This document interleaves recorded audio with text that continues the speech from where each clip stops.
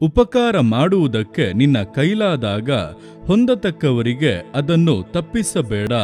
ಜ್ಞಾನೋಕ್ತಿಗಳು 3:27. ಪ್ರಿಯರೇ, ಈ ವಾಕ್ಯದ ಪ್ರಕಾರ ನಾವು ನಡೆಯಬೇಕೆಂದರೆ ನಮಗೆ ಒಂದು ವಿಷಯದ ತಿಳುವಳಿಕೆ ಇರಲೇಬೇಕು.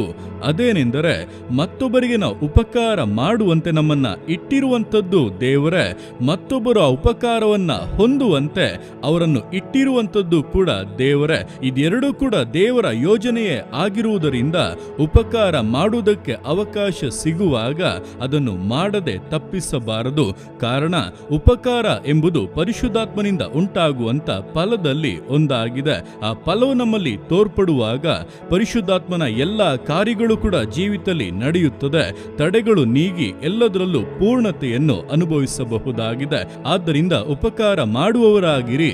ದೇವರು ನಿಮ್ಮ ಸಂಗಡ ಇದ್ದು ಆಶೀರ್ವದಿಸುವರು. ಆಮೇನ್.